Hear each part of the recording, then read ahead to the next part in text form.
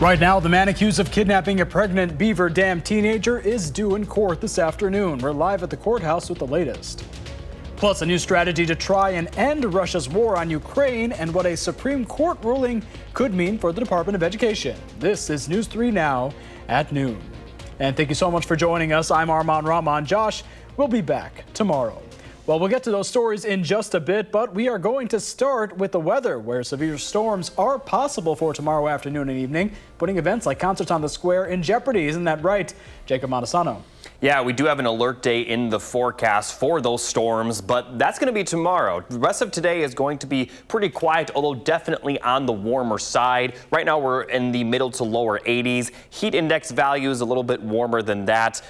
Seeing heat index values in the middle to upper 80s. No 90s yet, but I do expect to see some areas see those feels like temperatures getting into the lower 90s, as we're going to see dry conditions and sunny skies pretty much all day. Here's a look at the current radar. Not much going on, and throughout the afternoon, we're going to continue to see sunny skies. Actual temperatures will be flirting with 90s, with heat index values getting into those lower 90s. So definitely a warm one out there, but we are going to remain dry. Also want to mention air quality still not perfect, as we are at moderate levels across southern Wisconsin, but they aren't expected to get worse, and the current air quality is certainly better than some of the air quality we saw over the weekends. But our main focus is on that alert day tomorrow. We're going to see possible strong winds and maybe even an isolated tornado or two. This is going to be for all of southern Wisconsin during that afternoon and evening time frame, so it's very likely that concerts on the square will be postponed, as these storms are expected to start in the afternoon and then continue into the evening. So as we look at tomorrow's forecast, it's also going to be another warm one. But temperatures may actually fall a little bit once we see those storms roll through. So we may see the high temperatures in the middle afternoon, and then later afternoon we'll see them drop into the 70s. So I'll talk more in detail about the timing of all this coming up a bit later. All right, Jacob, thank you so much for tracking that. And you can track the forecast for yourself on the First Warn Weather app. It has hourly planners, road conditions, and radar. You can download it for free in your phone's app store. Just search WISC Weather. Well, happening today, the man accused of abducting a Beaver Dam teenager and triggering multiple statewide Amber Alerts is due in court. Gary Day is scheduled for an arraignment hearing at 1:30. For more, we head out to Dodge County, where Jalen Banks is live ahead of today's court appearance. Jalen? Good afternoon, Armand. As you just mentioned, that arraignment taking place in just a little bit over an hour. Now, Gary Day was extradited from Nebraska, and he faces 4 felony charges, including child abduction and enticement. His bond is set for $2 million. Now, authorities say that Day is the father of the unborn child of 17-year-old Sophia Franklin. Now, Franklin went missing back in February, prompting multiple statewide Amber Alerts. Fortunately, she was found in April. Now, Day is from Arkansas and is accused of taking Sophia Franklin there and as far west as Oregon. Now, tonight at 4, we'll have more from Day's arraignment. But for now, reporting live from the Dodge County Courthouse, Jalen Banks, News 3 Now. Hey, Jalen, we'll see you back at 4. Thank you so much. And the Trump administration has given the green light to dismantle the Department of Education and lay off all of its employees. The Supreme Court stayed an injunction that had stopped the administration from gutting the department while the case works its way through the courts. This comes as the president gave his own green light for the sale of weapons to NATO, which will be delivered to Ukraine. Natalie Brand has more details from the White House. Russia says Ukrainian drone attacks struck overnight, injuring more than a dozen and damaging buildings. The Financial Times reports Tuesday that President Trump privately encouraged Ukraine to step up deep strikes on Russian territory, even asking President Volodymyr Zelensky if Ukraine could hit Moscow, citing people briefed on the discussions. We are very unhappy, I am, with Russia. It comes as the U.S. and NATO worked out a deal to provide more weapons to Ukraine as NATO allies ramp up pressure on Russian President Vladimir Putin. President Zelensky says he's grateful to President Trump and blamed Putin for dragging out the war.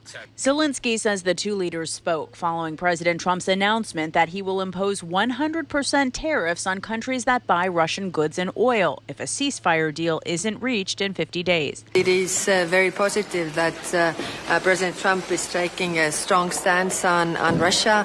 On the other hand, 50 days is a very long time if we see that they are killing innocent civilians also every day. Here at home, the U.S. Supreme Court issued an order allowing the Trump administration to move forward with mass firings of nearly 1,400 employees of the Department of Education while the case works through the appeals process.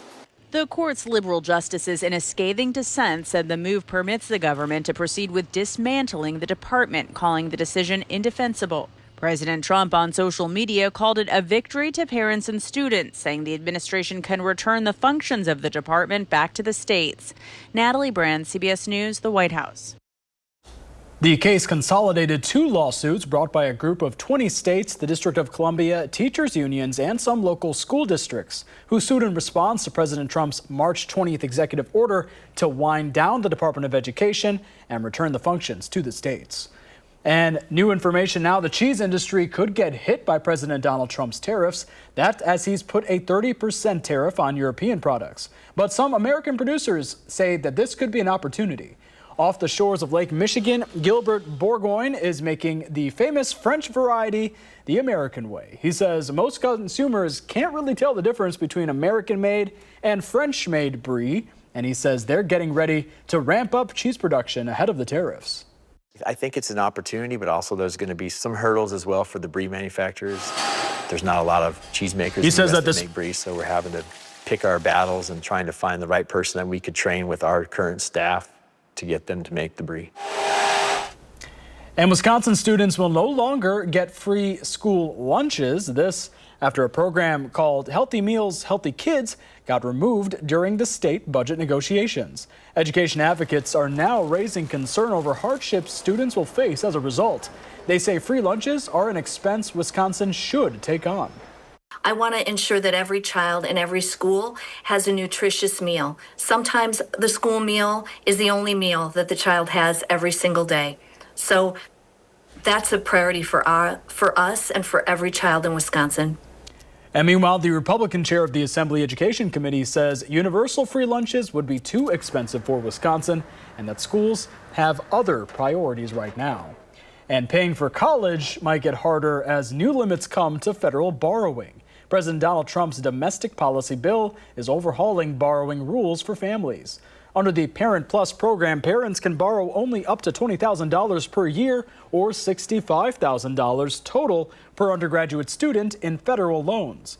Meanwhile, the repayment assistance plan allows borrowers who take out loans after July 1st, 2026 to pay based on their income. This could mean lower monthly payments but higher interest costs overall.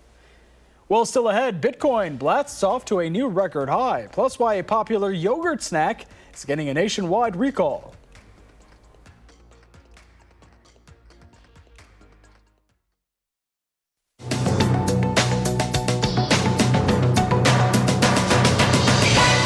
The Trump administration has announced it's placing a 17% tariff on most fresh Mexican tomatoes. Supporters of the move say it could boost domestic production, though critics say it's likely to lead to higher prices at the grocery store. According to the Florida Tomato Exchange, roughly $3 billion worth of tomatoes are exported from Mexico to the U.S. every year. Bitcoin blasted to a new record high Monday, passing $123,000 at one point. The surge kicked off what's being called Crypto Week in Congress, with the House set to vote on cryptocurrency-related legislation in the coming days. And Danone is recalling all flavors and sizes of its Yo Crunch products sold nationwide because the dome topper could contain plastic pieces. According to an FDA post, the pieces are small and transparent with sharp edges and could pose a choking hazard. The recall is confined to the dome topper. The separately packaged yogurt is not believed to be affected. Consumers are urged not to consume the product and to contact the company for refund details. That's your CBS News Money Watch report. For more, log on to cbsmoneywatch.com. At the CBS Broadcast Center, I'm Jesse Mitchell. And here's a look at your current stock numbers. The Dow is down 380 points, the NASDAQ up 110, and the S&P 500 is down 5. Well, Pam has the farm numbers up next, and Jacob is back with the forecast. Then later on Live at 4, pre-diabetes, how many teens have it, and what parents should look out for.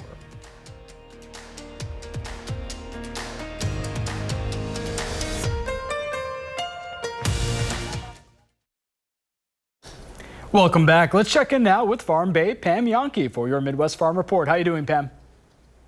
Not bad, Armand. Thanks. Yeah, we're talking today about an event that's already kind of underway, giving people an opportunity to adopt wild horses or donkeys coming to Wisconsin from the western rangeland. Why do they do this? Well, the Bureau of Land Management says basically that these herds are doubling about every 4 years, and the land that they're on just cannot sustain that kind of population. So they're bringing in wild horses and burros for people to adopt. And the reason I bring it up is one of the adoption locations is going to be a collection point at the Ozaki County Fairgrounds in Cedarburg coming up mid-September. Right now, you can bid online to adopt any of these wild horses or burros. Jason Luderman from the National Wild Horse and Burro Program tells us one thing that you need to realize is that these horses and burros are basically untouched stock. They don't have any bad habits because they've been out on the range. He said they've gone on to see these partnerships turn into great workhorses, therapy companions, show winners. The donkeys are good guard animals that can protect your livestock. So there's a lot of reasons why you might want to take a look at it. And boy, the price is very, very reasonable. I think I saw a bid of $125 to adopt a horse or a burro. So kind of bear that in mind if you're interested. We've got some of the details and do want you to know there are certain criteria that you must meet, including having a minimum space for the animals and also being able to guarantee that you've got food, water, and shelter for them. We want to put them into a good space, that's for sure. So I've also got a website link up on my website, MidwestFarmReport.com, if you want to find out more. And like I said, the auction is underway. They've got plenty of great-looking horses and burros, donkeys, for you to consider.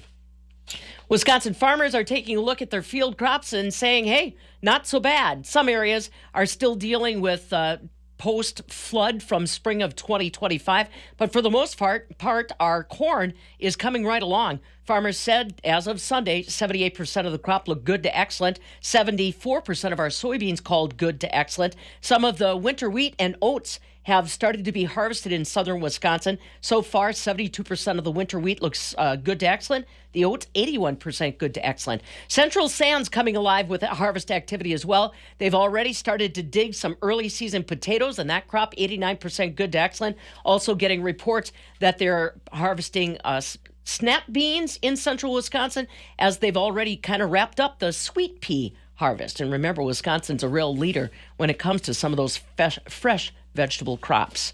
Today, barrel cheese down 2 cents at $1.65.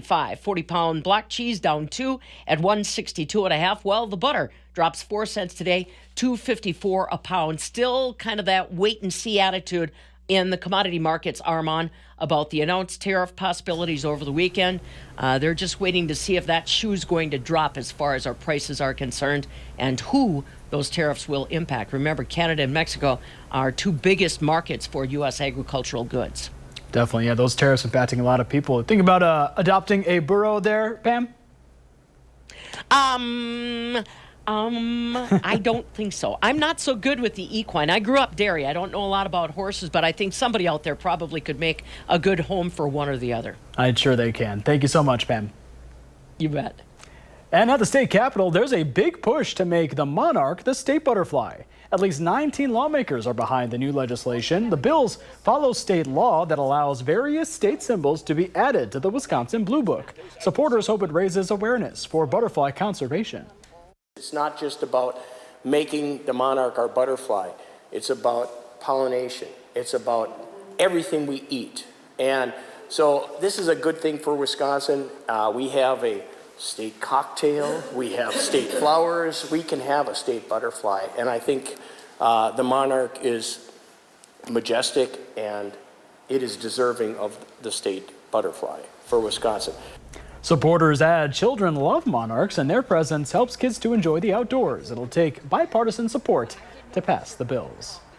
Well, alert day conditions for tomorrow. Here's Jacob with the complete forecast. Jacob, looks like concerts on the square might be postponed. Yeah, not looking very good. And here's a look at the 3 things you need to know in general. It's going to remain warm today, storms tomorrow, and then after the storms, it is going to be a lot cooler. Still comfortable, but compared to where we have been, it's going to feel noticeably cooler. I'll talk about that in a moment, but first, let's talk about the alert day. Again, strong winds are the most likely hazard, but we could see a few isolated tornadoes. This is going to be the case for all of southern Wisconsin. Pretty uniform uniform severe weather risk across the board for Wednesday afternoon and during the evening. Now, looking at that severe weather outlook, slight risk for much of the area. Places far to the west and far to the northwest only under a marginal risk, but still could see some severe weather nonetheless. And like I mentioned, strong winds will be the most likely hazard. Could also see some minor flooding, as we have seen a lot of rainfall lately. Very low chance of hail and also a low chance of a tornado. But obviously, if there is that pop-up tornado, could cause a lot of damage. So not a 0% chance of a tornado, which is a big reason why we have an alert day. So let's take a look at the forecast for the rest of today. Probably not going to see much. We'll see barely any clouds, let alone rainfall. And for the most part, tonight will be fairly dry. Now for Wednesday, we'll start out dry, but once we get to around noon, looking off to the west, we'll start to see some of those showers and storms move into the area. And by the middle afternoon, they're going to continue to form and push from west to east, bringing the chance of heavy rain for just about everybody as this line of showers and storms rolls through. Again, possibly bringing in some strong winds and a few isolated tornadoes. And areas to the east of Madison, we'll see that happen a bit later. And then even after that initial line moves through, notice we still could see some additional showers and storms behind it. But once we get closer to sunset and into the overnight hours, we're just going to see some lingering showers and storms. And these storms that form after that initial line rolls through, not expected to be as strong, but still could see some additional rainfall into the overnight hours, but not going to see as much once we get to around sunset. Now, I do want to talk about the temperatures. So for tomorrow, the temperatures will rise into the middle 80s by the early afternoon, but then by the later afternoon, they're going to start to fall as that line of storms rolls through. And then that's going to continue to lead to cooler temperatures once we get into Thursday. And notice the high temperature Thursday compared to today and tomorrow. We may only be in the lower 70s. Those temperatures will warm back up for the weekend, but still nothing too warm, maybe getting a little bit warm towards the middle of next week. But the weekend looking pretty good temperature-wise, but if we look at the rain chances, it is going to increase again once we get to the weekend. Obviously, very good chance of rain tomorrow, but mostly dry Thursday and almost certainly going to be dry for Friday. So really outside of tomorrow, the rest of the work week is going to be pretty dry, but obviously with the fact that we could see those strong storms is the reason we have the alert day in the forecast. So definitely advise everyone to stay updated News 3 now during that time frame tomorrow. I'd say anywhere from 2 p.m. to 8 p.m. we could see those storms and maybe even a few isolated tornadoes. Further west, you'll see it a bit earlier, further east a bit later, but it could be a pretty active day tomorrow. Definitely, very active day. Of course, if concerts is postponed, their rain day is the following day on Thursday. It's right now. We'll be out there. And I do want to mention, it does look very good for Thursday right now. It does look good for Thursday. There we go. Well, maybe a little cool, actually, which is something that they don't normally deal with, but looks dry for now. Yeah, there we go. Silver lining, right? Right. All right, Jacob, thank you. And you might have heard of a bar crawl, but have you ever tried a cone crawl? Madison's Chocolate Shop is putting it on, and the ice cream is free. From 11 to 5 p.m. this Sunday, you'll be able to sample ice cream at 9 different chocolate shops. At each shop, you'll get a free mini cone. Participants can collect stamps on their chocolate shop map to earn limited edition commemorative mini cones at each location while supplies last. You can find a full list of the participating shops on channel3000.com. Well, after the break, Howard has a recipe fresh off the cob in the Mr. Food Test Kitchen. There's nothing better than sweet corn slathered with butter. Or is there? The sweet corn salad we're making today may have just what it takes to win you over. If I had to name a best produce buy of the season, I'd probably have a pretty tough time. I mean, between the colorful bell peppers, juicy homegrown tomatoes, and fresh corn on the cob, I'd have to declare it a tie, especially since all three of them are at rock bottom prices. So what do you say we whip up an easy salad that combines all of these into a summertime favorite? We start off by boiling some corn on the cob just until it's tender. Then we take it out of the pot and let it cool. Next, we chunk up a few tomatoes, a green pepper, and a couple of scallions. You want to make sure the tomatoes are ripe, yet still on the firm side. Now we cut the kernels off the cob with a corn stripper, or you could use a chef knife. Then we toss everything together along with a lemony vinaigrette. It's what makes this salad come to life. See, told you it was easy. And since peppers, corn, and tomatoes are all so abundant this time of year, you can make a boatload for next to nothing. It's so good, you're gonna want to. To get the recipe for what we call our darn good corn salad, which of course includes the recipe for the lemon dressing, all you have to do is visit our website. I'm Howard with Kelly in the Mr. Food Test Kitchen, where today we found a summer fresh way for you to say, ooh, it's so good. Jacob, final check of the forecast. Yeah, we're going to be quiet but warm for the rest of today. Tomorrow we have that alert day in the forecast. Then it's going to be a lot cooler to end the work week with more rain over the weekend. All right, well, thanks so much for watching News 3 Now at noon. Coming up next is The Bold and the Beautiful. Our next newscast is coming up at 4, and you can always find us streaming 24/7 on Channel 3000+. Have a good day, everyone.